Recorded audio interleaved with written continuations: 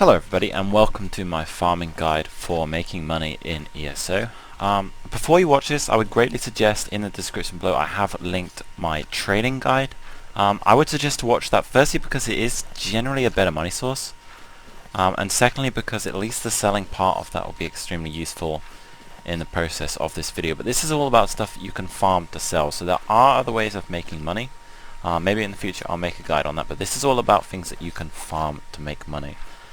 I can think of about 7 off the top of my head. I will go through them one by one. I'll try to link the timestamps in the description. But as you can see, this is the one that I'm doing first of all. And this is fishing. So this is something that people generally consider a bit of a joke of a skill. You can get a pretty cool title from it. You can get a dye if you get the rare fish. But apart from that, it's fairly irrelevant. But what some people don't realize, it's actually not a bad money maker. You can make about 20k per hour doing this. And all you do is catch the fish. Now, there are a few things you do need to do. You need to make sure you're using appropriate baits. So, there are loads of guides on Google. I'm not going to really bother listing one myself or showing you on the map since every map is different. But basically there's 4 different types of water. There is foul water, lakes, rivers, and oceans. Each of those will take a different bait, and there we just got something. I'll explain that in a sec. So anyway, for the oceans we need to use worms. For a lake we use guts. For rivers we use insect parts, and for foul water, so sort of this gungy water, skeletons, that sort of crap, use crawlers. And by using those baits you have a chance to get the rare fish, and you'll get no wasted fish. But what we get from that, apart from the rare fish, which we can just vendor, they're not really worth anything, they can get the achievement, is we get these normal fish. And different ones will give you different fish, but the chance doesn't matter. And what we can do with these is we can fill it. There's some great add-ons for it. Verlon's fish filter I was recently suggested. It seems really cool. It does the stack automatically for me. But if I cancel out, you did see that gold flash on the screen just now, and what that is we get a perfect rope. It's approximately 1 per 100, so generally you're going to get about 200 fish an hour if you're pretty efficient, which means you're going to get 2 of these. They sell super easy in your guild store for about 10k, but again, check the trading guide to learn how to sell effectively, and it is that simple. We can make nice money by doing that, and it is job done. So that's a great money making source. If you're looking for something gentle to do, you can do it with friends, you can do it however. You're more likely to get a rare fish if you're doing it with friends, which means you're less likely to get one you can sell the roe from, but on the other hand it means you're getting that achievement. But it's something you can do. It's certainly worth mentioning. It's pretty relaxing, and it is a money source worth doing. Okay, so this next one I'm going to keep kind of brief. I'm not really going to explain specifics because again there's a lot of guides out there, but this is all about doing daily quests for motives, and this is mostly in the DLC areas. There's a few places you can do this. Hrothgar, there's a number of DLCs which will give Ancient Orc and Trinomac motives. Thieves Guild, you can get Abba's Watch, Thieves Guild, and then I believe there's another one. I can't really remember off the top of my head, but certainly each of the new DLCs can give you a new motive from a daily quest. So behind me, I'm just talking over this scene. Ignore the chat. I have no idea what I'm saying here. This is one of the ones you can do in the Thieves Guild in the new DLC.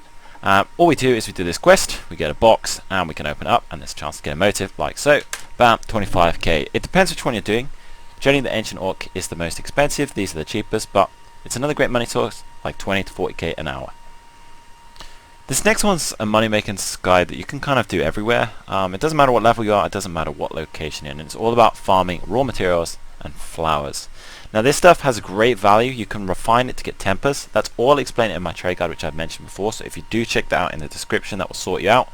I'm pretty sure I timestamped it. If not, just skip through it and you'll eventually find that section. But we'll explain the sort of value we're getting. But this is really good money, and there's tons of different places that have advantages. So generally the smaller islands, especially places like Stros Mackay, will have great spots for aspect runes, which will give you a good chance at Kuta, which is an instant 7k. These larger areas are generally easier to find materials, but less likely to find good things. For metals, the starter areas are really nice, I find. So places like Glenumbra especially are really good for finding ores. The ore is the more expensive, the wood is much less. Then we also have Craglorn, and the advantage with Craglorn is we also have NPCs to kill for cloth, like those little bear things I killed. And there we go on the screen, we can also get Nerns. And these Nerns have great value. So Fortified Nern is anywhere between 4 and 5k per.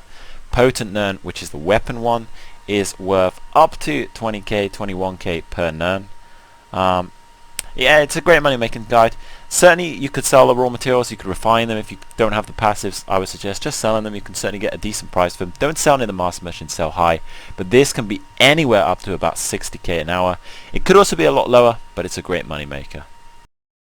Alright, so this one is about Imperial City, which is a DLC. That will of course limit you. We'll need the DLC to make the most of this. But what we can do here is we can farm trophies, Talvar, scamps and motives, and I'll explain each in turn. So first of all, trophies. When we're killing the enemies in this dungeon, which you will be seeing in the background, they can give us different trophies. Now, Bloody Claw are used for Necklace of Agility chests, Monstrous Hoof are for Ring of Agility chests, Bone Shards are for Ring of Willpower, and Dark Ether is for Necklace of Willpower. It's 60 shards for a chest, and you have a rare chance of getting it. You can get anything. There's a couple of motives you can get worth things, certainly in the agility ones. But you could also just sell the trophies. That's another completely valid option. They make great money anyway. If you don't want to risk it, you can risk it. If you don't want to risk it, you want to make the safe money, it's certainly going to be good money. For the most people, I would suggest just to sell them. It's great money as it is, and you'll get an extra profit from that. Now, at the same time, what we are getting is we are getting Talvar, and that's the thing in the bottom right. You'll see where it says 2x. The more we have, the more likely we are to get increased drop rate. But the thing to remember is if we do die to a player or an NPC, we're going to lose half of those stones. So that's a big loss because it's roughly 1 Talvar per 2 gold. Because you can generally, for 5k Talvar, buy Hackager, which will sell for about 10k. You can also buy gears and things, but generally Hackager is the easy way to go, or the materials. But it is worth keeping those, so try to keep yourself safe. You can use a Sigil Retreat, which you can buy for AP in your starting area in the IC. Most of you will probably know about that. You can use that, and that's a great way of getting yourself out safe. Or you can just run back through, whichever's best for you. But there's a lot of different areas to farm this. Generally, the best is the DC Zombies or the DC... or the DC area upstairs, which is Arboretum. Actually, it might not be DC. But here's the next one you can do, which are these dolmens. We open this pinion, and to dart, we get a chest. And these have a chance to give us a PvP motive like so. So that's another 6 or 7k depending on luck. I would say you get about 1 or 2 an hour. It's pretty common. That's another 6 or 7, so we're at like 25k. And then on top of that we can also get scamps. So cunning scamps are kind of pointless. They give you like 100 Talvar. We can also get a trophy scamp, and these have a rare chance to drop you Hackajo and all sorts of stuff. It's great fun in here. It's good PvP, and it's definitely a money maker worth considering. Now the one that all of you PvE heroes, and actually the majority will have been waiting for because it's a little more interesting to do, is end content dungeons. Now this could be basically anything. Generally you want to do the most recent release stuff because that's the stuff that's going to have demand. So right now Sanctum's giving you some great loot. Elegant and Viper weapons are worth tons on PCE. If you get a sharp and elegant sword, that's like a mil. Sharp and Viper weapons anywhere between 150 and 400k. It's all good money, but even Drow King, Skirmisher, if you get in a decent trait weapon or any of the jewelry, it is decent money. The other one really worth doing right now is the Maw of Lokash, which is the trial in the Thieves Guild patch, I believe, and that one can give you worm stuff. So generally the jewelry is worth a decent price. Purple necklace is like 200k and the rings about 150 each. But the worm staffs are also great. If you can get a perfect trait one, powered is worth about 300 to 500k. Precise maybe 150, 200. If you can get infused, if you're really lucky and you've got a min-maxer, you could even get like a mil for it. But you can get some seriously nice drops, and it's interesting to do. It's something you can do over and over again. There's lots of different bosses you can give it. Of course the final bosses will give you the better loot, but it's entirely worth doing. And that's not just limited to the end content dungeons as well. So the other ones worth considering are your dailies. The thing with the dailies that not many people know is if you do kill all of the bosses in that dungeon, so including the ones in some you may know that you can skip, they can give you all sorts of different drops, and that can include agility and willpower. Obviously perfect trait rings are those. Willpower is worth about 70k, healthy is worth about 10k, and then for agility, healthy is about 40k, robust is anywhere up to 160, 170. Now you will find you do need to get a decent group on this. There can be a lot of crashes sometimes, so in this group we did have a healer crash, rest in peace. But this is generally fine to do with a normal-ish group. Veteran will give you gold jewelry. It's a little harder, you're going to need a good group, but certainly you can get nice stuff.